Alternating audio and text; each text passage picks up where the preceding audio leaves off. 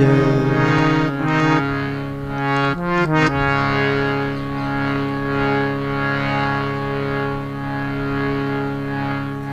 भगति की साधन कहूँ बखान, सुगम पंथ मोहि पावै पार।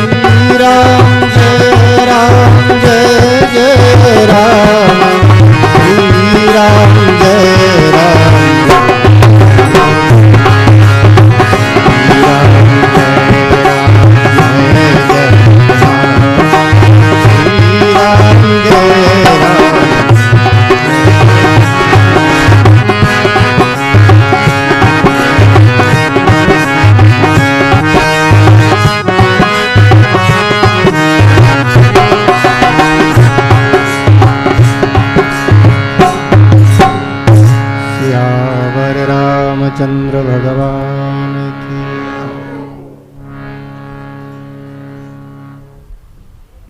भक्ति की साधन कहूँ बखानी, सुगम पंथ मोहि पावहि प्राणी।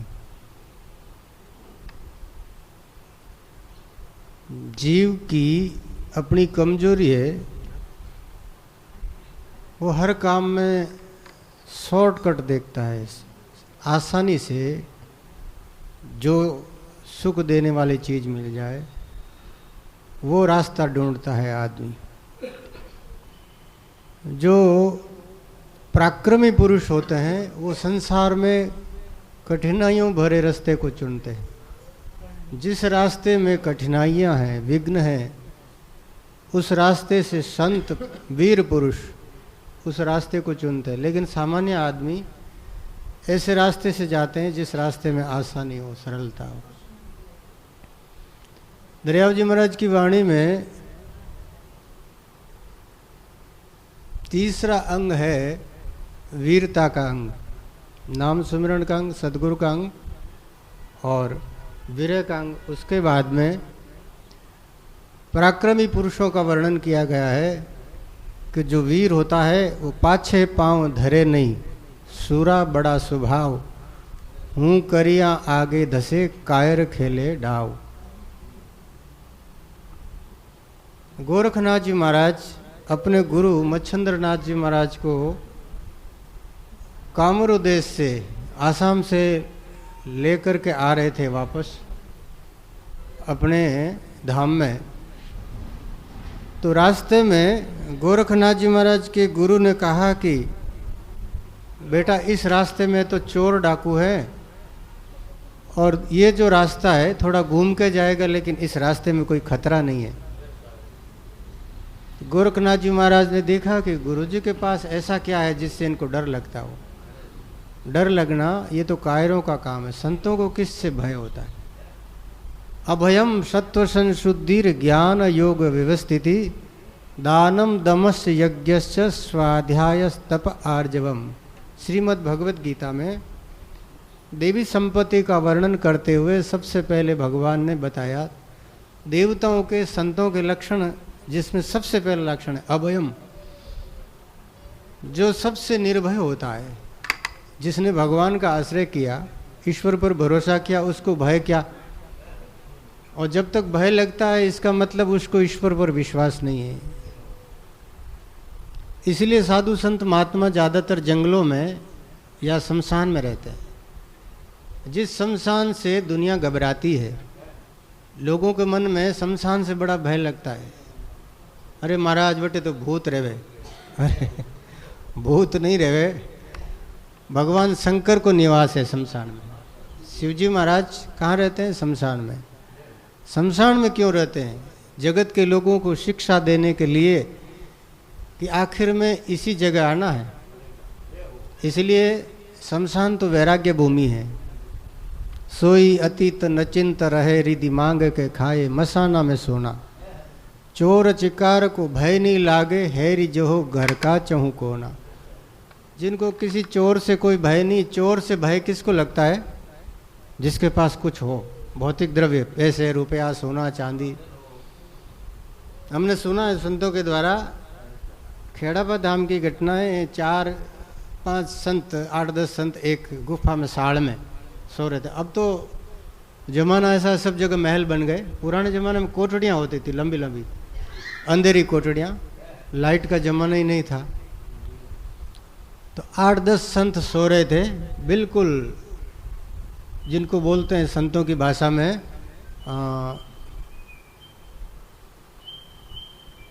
निर्वस्त्र, एकदम माजाए संत सो रहे थे। परमहंस की अवस्था बोलते हैं उसको, परमहंस स्थिति। छोटा बालक होता है परमहंस, उसको कोई पता ही नहीं कि कपड़ा है कि नहीं है। ये सब कपड़ा बीच वालों के लिए। तो उस परमहंस भाव में संतों को देह की सुध ही नहीं, भजन करते करते वो विश्राम कर रहे थे। उस समय कोई चोर आया।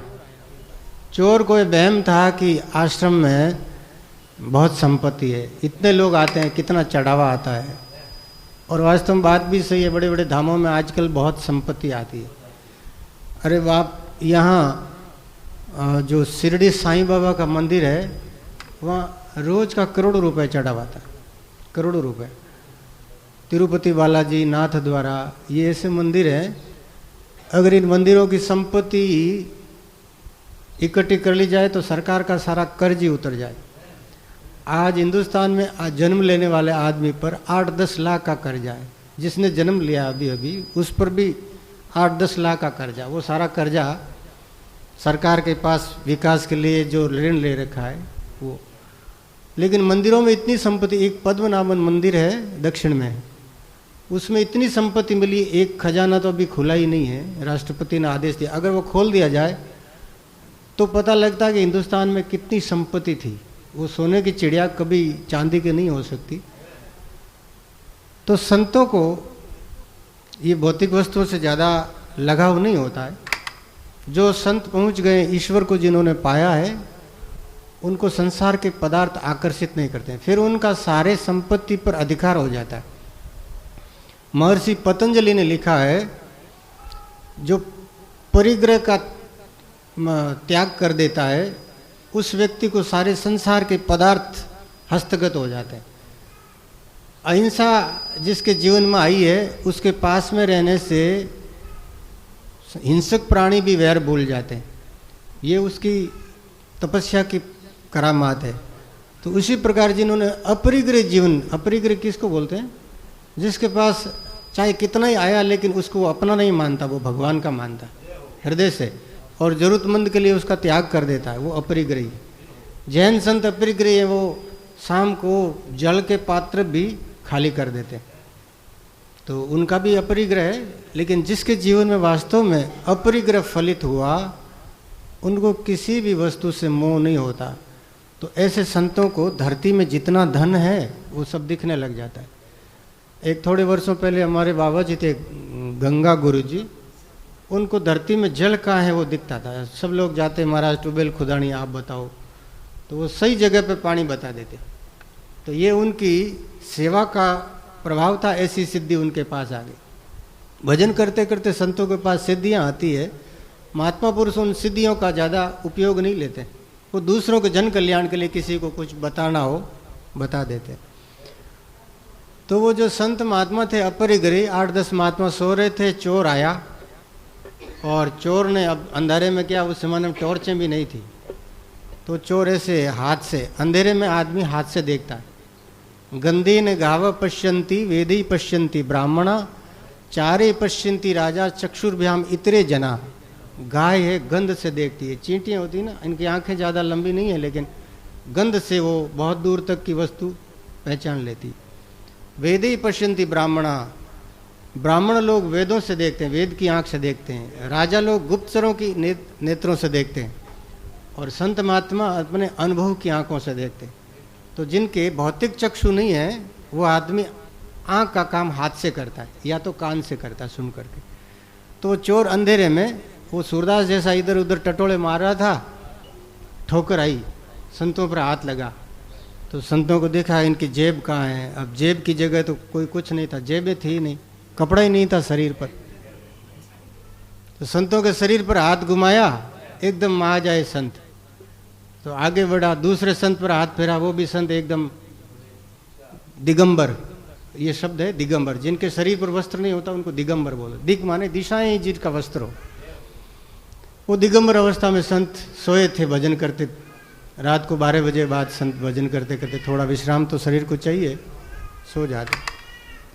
फिर तीसरे को टटोला, वो भी वैसा ही। चौथे को देखा, 5वें को देखा। उसके बाद चोर को लगा यहाँ तो सारे दिगंबर ही हैं, इनके पास वस्त्र ही नहीं है तो पैसे धन कहाँ से आएगा।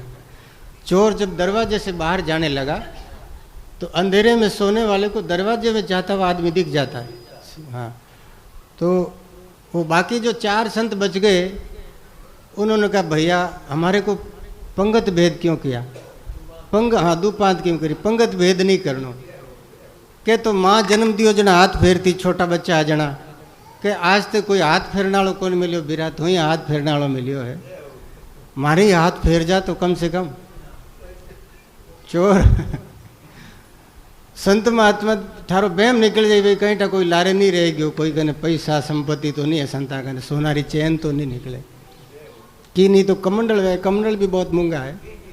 कमंडल कहीं कपड़ों ही नहीं तो वे कमंडल के माथे, तो कर पात्री भोजन हाथ में ले करके जिम ले, हाथ धो ले बस। तो संतों ने डर कहीं है, काया न डर है, माया न डर है, काया न डर को ने। काया ने, अब पुरुष शरीर की काया ने क्यों डर है, स्त्री शरीर वे तो फिर भी बिना थोड़ो भय लागे। महात्मा लोग विचार करियो रे भाई, चोर बिना हाथ फेरिया गयो प्रो भगवान ठाकुर जी, मैं एड़ो कहीं पाप करियो, मारे हाथ ही कौन फेरियो, पंगत बारे कर दिया माने। तो संतों को ऐसा जीवन में निर्भयता होती है, कोई किसी का भय नहीं। तो गोरखनाथ जी महाराज ने सोचा कि गुरु जी को भय लगता है, इसका मतलब गुरु जी के जीवन में कोई न कोई कच्चावट है। श्रीमद् भागवत में एक श्लोक आया 11वें स्कंद में, गुरु न सस्यात पत्नी न सास्यात बंधु न सस्यात देवो न सत्स्यात यो न योजित समुपेत मृत्युम। वो गुरु गुरु नहीं है जो शिष्य का भरम नहीं मिटाता, वो शिष्य शिष्य नहीं है जो गुरु की कमजोरी दूर नहीं करे। कई बार जरूरी नहीं है कि बाप भी धनवान है, बेटा भी कई बार कलेक्टर बन जाए, बाप री गरीबी दूर कर दे। तो कई बार चेला भी गुरु जी री थोड़ी कमियां हुए वो दूर कर सके। गुरु गुड़ हो जावे, चेला चीनी बन जावे, ये परंपरा है अनादिकाल से। वो शिष्य शिष्य नहीं है जो अपने गुरु का उद्धार नहीं करता, वो भाई भाई नहीं है जो अपने भाई का उद्धार नहीं करता, वो पति पति नहीं है जो पत्नी को कल्याण के मार्ग में नहीं लगाता, वो पत्नी पत्नी नहीं है जो पति को सन्मार्ग में नहीं लगाती, सत्संग में नहीं लगाती। ये संसार के जितने रिश्ते हैं इन रिश्तों की सार्थकता तभी है जब वो अपने रिश्तेदार को, कम से कम अपने संपर्क में आने वाले आदमी को भगवान के मार्ग में लगाए। बाकी तो रिश्ता नहीं है, वो बंधन है। सच्चा रिश्तेदार वही है जो अपने परिजनों को, अपने प्रियजनों को भगवान के मार्ग में लगाता है। इसलिए तो माँ मदालसा ने अपने पुत्रों को बाल्यकाल से ये शिक्षा दी, शुद्धोषि बुद्धोषि निरंजनोषि संसार माया परिवर्जितोषि संसार स्वप्नम त्यज मोह निद्रा मदालसावाक्यमुवाच पुत्रम। माताएं अपने पुत्रों से मोह बहुत करती है, ये प्रकृति की देन है। मोह कोई अपने हाथ में नहीं है, और भगवान ने जो बनाया मोह है वो कुछ काम का जरूर है, क्योंकि अगर मोह नहीं होता तो बालक की पालना कौन करता? मोह ही उससे पालना करवाता है। तो मोह रखने वाली माताओं का फर्ज बनता है अपने बेटों को अच्छे संस्कार दें, उन पुत्रों को सत्संग में लगाएं। आजकल माताएं परवाह नहीं करती है और वो उनके बालक टीवी देख करके, डीजे के ऊपर उनके नाच करके ऐसे ढोली जैसे बनते हैं। छोटे छोटे बच्चे, एक बच्चे, हम किसी के घर जाते हैं तो उनका बच्चा वो डीजे बजाता है। हमने कहा अच्छी खासी आपकी खानदानी है, जाट के घर में जन्म लिया हो चाहे ब्राह्मण के घर में लिया, इसको बच्चे को ढोली क्यों बना रहे हो? डीजे बजा, ये डीजे का काम किसका है? ढोलियों का काम है। तो जो छोटा बच्चा डीजे उसका बना करके लाया खिलौना, इसमें ऐसे संस्कार दिए तो ढोली का ही काम करेगा। अगर इस बच्चे को महान बनाना हो तो इसको आप अच्छी सत्संगत की कहानियाँ पढ़ाते। एक किताब आती है एक लोटा पानी, गीता प्रेस से बहुत सारी पुस्तकें निकली है 10-20। अपने बच्चों को पढ़ाओ, उनमें भक्ति के संस्कार पढ़ेंगे, उनमें वीरता के संस्कार पढ़ेंगे। मैं तो कहता हूँ बड़े बड़े लोग भी उन किताबों को पढ़े, कैसे लोगों ने अपने धर्म के लिए इतनी जीवन की रिस्क ले कि भाई मरना है तो भी मरना, लेकिन सत्य का मार्ग छोड़ना नहीं, सच्चाई से समझौता नहीं करना है, अधर्म के मार्ग में नहीं जाना। तो माता मदालसा ने अपने बालकों को कहा, तू बेटा शुद्ध है, बुद्ध है, तू तो वो अजर अमर है, तू तो अमृत की संतान है। ये राज्य खजाना ये कुछ नहीं, ये तो सपने के समान है। और वास्तव में उन्होंने अपने बेटों को राजा नहीं बनाया, संत बनाया। अगर कोई आज हमारे जैसे संसारी मोह वाले आदमी होती माँ, तो अपने बेटों को, अरे भाई ये सब संसार जो है दिखने वाला, राज छोड़ना बड़ा मुश्किल काम है। तो कोई माँ ऐसी बहादुर भक्तिमती महिला अपने पुत्रों को ऐसे संस्कार दे सकती है। बालकों को संस्कार दो, और संस्कारवान बालक ही आगे जा कर के महान बनते हैं। आजकल संस्कारों की बड़ी कमी है। घर में टीवी आ गई, टीवियों में अच्छी बातें भी बहुत मिलती है। ये मोबाइल, इसमें अच्छी ज्ञान की बातें भी बहुत है, दुनिया की हर चीज़ है इसमें, लेकिन बुराइयां भी बहुत हैं। बच्चे लोग क्या है, बुराइयां ग्रहण करते हैं। जो जैसा ग्राहक है उसको वैसी चीज़ मिल जाती है। धरती में आग का बीज बोओगे तो वो खारा डोडा लगेगा, और आम बोओगे तो आम लगेगा। तो संसार में ग्रहण करने वालों के लिए अच्छाइयाँ बहुत हैं, लेकिन मन का स्वभाव है कि वो अच्छाई की तरफ नहीं जाता, बुराई की तरफ जाता है। तो महात्मा गोरखनाथ जी महाराज को लगा कि गुरु जी में ये कच्चापन है, इसको दूर करना चाहिए। उन्होंने जब गुरु जी ने विश्राम किया तो देखा जोड़े में क्या है, जोड़े में 2 सोने की ईंटें। अब वो सोने की ईंटें वहाँ से ले आए चोरी करके, जहाँ से गुरु जी को बंदे, लंबी कहानी है। उनके गुरु जी गए, महिलाओं ने उनको मंत्रों से वशीभूत कर लिया। फिर ये अपने ये गोरखनाथ जी महाराज गए, महिलाओं से छुड़ा करके लाए। तो आते वक्त वहाँ वो तो धनवान थी वेश्याएँ, उनसे 2 सोने की ईंटें लेकर के वो आ गए। जोड़े में गोरखनाथ जी महाराज देखा सोने की ईंटा, ओह गुरु जी महाराज के डर का कारण ये ईंटें। उन्होंने वो ईंटें लेकर कुएं में फेंक दी। जब गुरु जी जगह विश्राम कर लिया, बोले महाराज अब सीधे रास्ते से चलो, अब कोई भय नहीं है।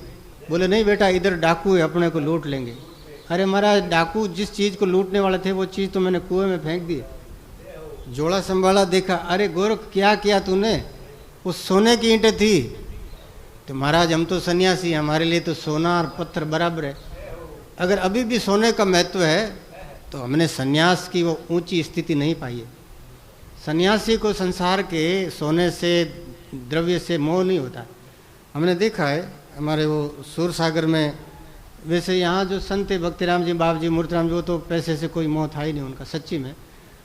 और परमल जी महाराज थे, वो पैसा तो लेते थे क्योंकि मेहनत थे, लेकिन उनके पास में कोई गरीब आया तो वो जितना भी वो पैसा था उनके चादर के नीचे ऐसे रखते, पूरा थैले में डाल के ऐसे देते। कभी वो जाते थे शहर में टैक्सी में बैठ करके, टैक्सी वाला, भाई तुम्हारे बच्चे कितने? महाराज 4 हैं। कितनी कमाई हो जाती? बाप जी 100 रुपये की रोज़ की कमाई। किराया कितना? 10 रुपया। इसको 200 रुपये दे दे बेटा, 200 रुपये दे दे, ये गरीब है। चोरों को दूध पिलाना, अपने बच्चों को दूध पिलाना, नशा मत करना। ये संतों के पैसे, नशा करोगे तो नाश करेगा, और छोरों को, अपने बच्चों को दूध पिलाओगे तो तेरे बच्चे वो बलशाली होंगे, निरोग होंगे। ऐसे वो दयालु संत। तो संतों के पास लक्ष्मी आती, रामा माया राम की मत दे आडी पाल, आई जीवी जान दे तू परमार्थ रेखा। तो परमार्थ के मार्ग में लगाने वाले संत है तो कम ही, लेकिन वास्तव में वो संत जनता की संपत्ति का सदुपयोग करते हैं, और ऐसे संतों को बलियारी है अपने उपयोग में कम से कम ले। जिह्वा दग्धा परान्ने न हस्तौ दग्धो प्रतिग्रहात्, और स्त्री भीर मनोदग्धम कथम सिद्धिर वरानने। स्वामी राम सुखदास जी महाराज अपने प्रवचनों में बोलते थे, ये श्लोक पद्म पुराण का श्लोक है, कि प्रतिग्रह लेना तो अपने आप में डूबने जैसा है। नाव है, उस नाव में कोई पत्थर भरोगे, जितना पत्थर डालोगे उतना ही वो नाव अंदर जाएगी समुद्र में। समझदार व्यक्ति का कर्तव्य है कि वो भाटे जो हैं, पत्थर नाव में कोई हो तो उसको बाहर फेंको समुद्र में। तो प्रतिग्रह ये डुबाने वाला। इसलिए पुराने संत हमारे जितने भी थे, महात्मा किशनदास जी महाराज, दरियाव जी महाराज, सब अपने मेहनत से जो अन्न मिलता उससे पेट भर करके फिर भजन करते। अब हमारे ज़माने में ऐसा दुर्भाग्य है कि संतों को प्रतिग्रह लेना पड़ता है। अब क्या पता ऐसी परंपरा चल पड़ी है तो कोई बात नहीं, संत अपने विवेक से इस प्रतिग्रह का दोष भी अपने अंतःकरण पर लगने नहीं देंगे, क्योंकि प्रतिग्रह खुद उपभोग करेगा तो पाप लगेगा, अगर वो जन सेवा के लिए है तो उसका पाप नहीं होता है। तो गोरखनाथ जी महाराज ने कहा कि महाराज वो भय था वो तो कुएं में डाल दिया, अब आप सीधे रास्ते में चलो। मच्छिंद्रनाथ जी महाराज ने देखा है कोई ईंटें नहीं है, तो बोले बेटा वो सोने की ईंटें थी। बोले महाराज मुझे पता है, लेकिन अपने लिए सोने का कोई महत्व नहीं है। तो गुरु जी थे ना, गुरु की हैसियत से चेले को लड़ने लगे, क्रोध किया, डांटने लगे। बोले तूने ऐसा कैसे कर दिया? वो सोने की ईंटें थी, 1 तोला सोने का 30,000 रुपये लगता है, मालूम है तेरे को? बोले बाप जी कितना सोना चाहिए आपको? एक पहाड़ पर पेशाब किया और वो पूरा पहाड़ सोने का बन गया। बोलो गोरखनाथ जी महाराज की ऐसी सिद्धि थी, पूरा पहाड़ सोने का बन गया। ले लो गुरु जी कितना चाहिए?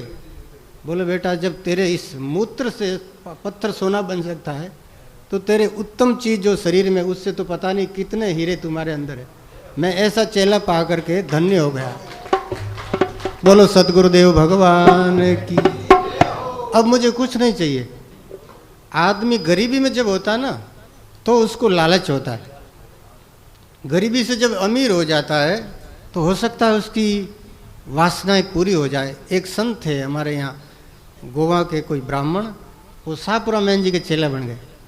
पहले तो थोड़े दिन पांचराम जी महाराज के साथ रहे, फिर घूमते घूमते पांचराम जी महाराज तो किसी चेले को कुछ देते नहीं है, तो शाहपुरा मैन जी के वहाँ चले गए। और शाहपुरा मैन जी ने अपना उनको चेला बनाया, खालसा चेला, उसके पास बड़ी चादरें, बड़ा बहुत भेंट आती है। तो एक दिन मैन जी महाराज की महीने भर की वो भेंट गिन रहे थे, 2-4 करोड़ रुपए। वो बता रहे थे कि 4 करोड़ रुपए मैंने अपनी ज़िंदगी में पहली बार देखा, अपने हाथों से गिना, फिर मेरी रुपयों से अरुचि हो गई। इतना रुपया अपने पास, अब क्या करना, रुपया कोई खाने की चीज़ तो है नहीं, तो उसकी ममता मोह मिट गया। एक मन का स्वभाव होता है, जब कोई चीज़ नहीं होती तो उसके प्रति मन ज़्यादा लालच करता है। बहुत ज़्यादा हो जाए, आपके घर में गुड़ ज़्यादा हो। ये हलवाई जी से आप ये शिक्षा ले लो, हलवाई जी है ना वो कहाँ, ये हलवाई रोज़ निकालते हैं जलेबी मालपुआ, इनको पूछो ये कितना खाते हैं? नहीं खाते। जो हलवाई है उसको मिठाई से अरुचि हो जाती है, उनके हाथ से वो मिठाइयाँ निकलती रहती है। इसी तरह से किसी चीज़ से मन भरना हो तो उस चीज़ की अति भी मन से निकल जाती वो चीज़। महात्मा थे एक महात्मा, उनको खीर खाने का बड़ा शौक था, मन बार बार खीर की तरफ जाता है। अब संत बोले मन को भजन में लगा, वो मन खीर खीर जाप करता है, मुख तो राम राम करता है, लेकिन मन जो है दौड़ दौड़ करके खीर की तरफ जाता है। अब ये मन ऐसे नहीं मानेगा। संतों ने कहा बेटा आज 5 किलो खीर बनाओ मेरे लिए पर्सनल, खूब काजू बादाम डाल करके खीर बनाई, 5 किलो खीर, 10 किलो दूध से रड़ा करके 5 किलो हो गया। अब वो महात्मा ने खप्पर भरा अपना, और वो खप्पर जो है भर करके महात्मा पीने लगे खीर। अब 5 किलो खीर, इतनी क्षमता नहीं होती आदमी की। हाँ, पुराने ज़माने में संत, मुझे याद आ गया, 2 साध सिणोदरा, 1 चिमाणारो हीर, 3 मिलपरान खाएगा 1.25 मन री खीर। वो हीरदास जी महाराज बड़े बलवान थे, और वो इतनी उनकी खुराक, 1.25 मन खीर 3 जना मिलपरान खाएगा। एक हमारे संत है मोहन राम जी महाराज जोधपुर में, मोहन राम जी 80 गुलाब जामुन जिम जावे, 180 गुलाब जामुन जिमिया, बाद में कह दो बाप जी 1 रुपया रो, एक तो 20 और जिम जा। फलोदी गया 80 जिमिया जना, वे लोग देखियो भाई महात्मा बहुत तगड़ा है, तो जिमन वीर है, अने 80 जिमे बाद में क्यों बाप जी 1 रुपया रो एक जन 20 और जिम गया। पच क्यों 5 रुपया रो एक जन 20 और जिमिया। पच क्यों बाप जी 10 रुपया रो एक जना 10 और जिमिया। पच क्यों 50 रुपया रो, यूँ करता 150 गुलाब जामुन मान जिमा गया। वह है अभी जिंदा है, बहुत भजन गावे तगड़ा, सूरदास है।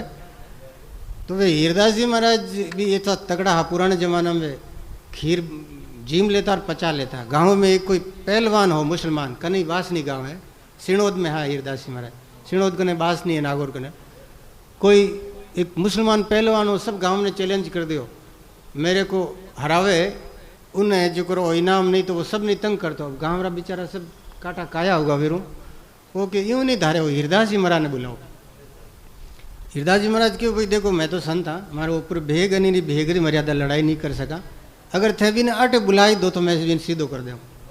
बिन की होता अहंकारी आदमी ने चैलेंज देवे नहीं, वो दौड़ न जावे हमें क्यों भाई तू हीरदास जी महाराज ने हराए दे, मैं थारा हगला रे, थारी जीत मारी हार स्वीकार कर ले, हमारी मूछ नीचे कर ले। वो क्यों कटे हीरदास जी महाराज गयो बटे सिणोद आश्रम बतायो, महाराज तो कमरा में बिराजा भी कि बारे पहलवानी नहीं दिखा सका, मैं कमरा में बैठूँ, ले ओ जंगलो अभी जंगला में हाथ काटियो, मारो हाथ खींच ले, बोली तू तोड़ दे चाहे जो करना सो कर ले।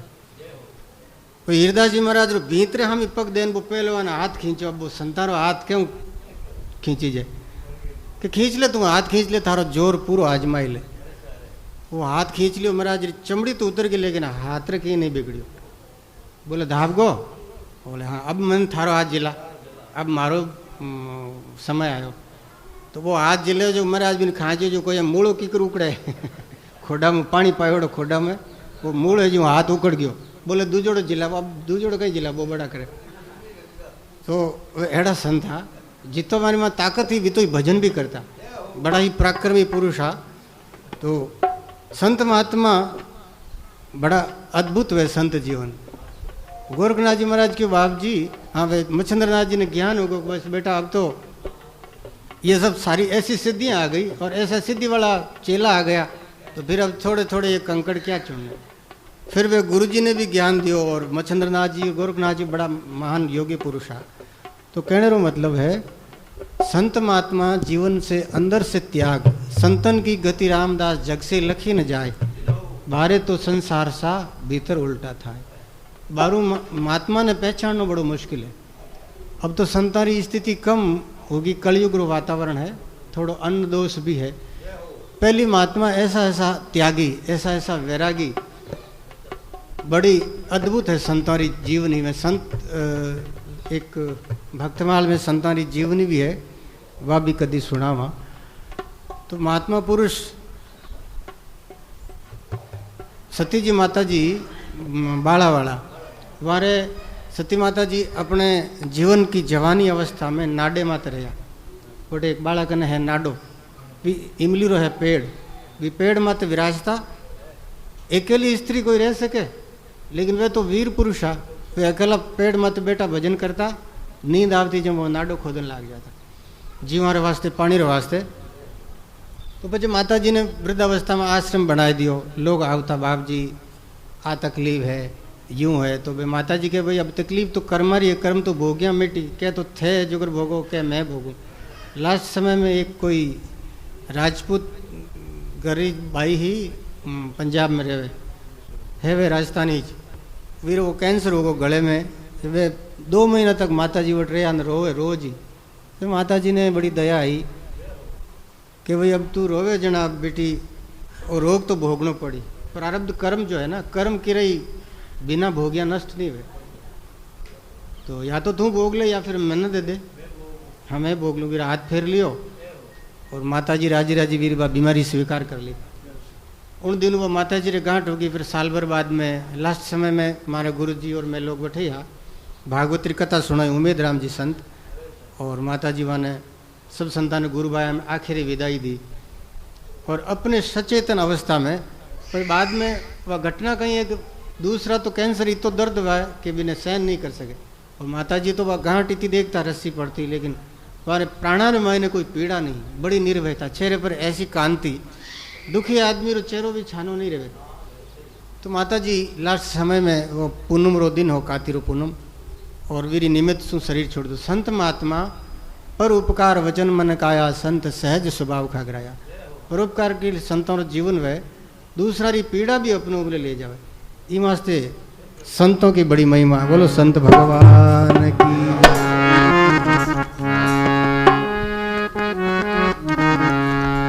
श्रीमन नारायण नारायण हरि हरि, श्रीमन नारायण।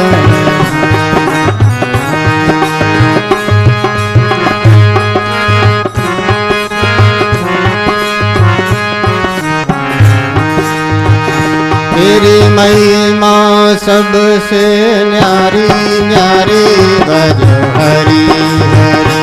तेरी महिमा सबसे, श्रीमन नारायण नारायण हरि हरि, भजो नारायण नारायण। श्रीमन नारायण नारायण हरि हरि। बोलो भजलो नारायण नारायण हरि हरि, भजो नारायण नारायण। प्रभु तेरी महिमा जग से न्यारे न्यारे, भजो हरि हरि।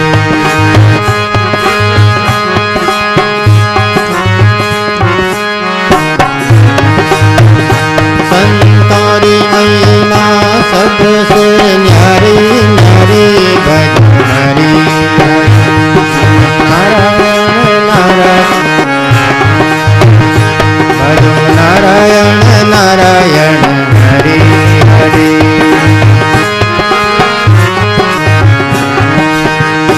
श्रीमन नारायण नारायण हरि हरि, भजो। भक्तों री महिमा सबसे न्यारी न्यारी, भजो हरि हरि।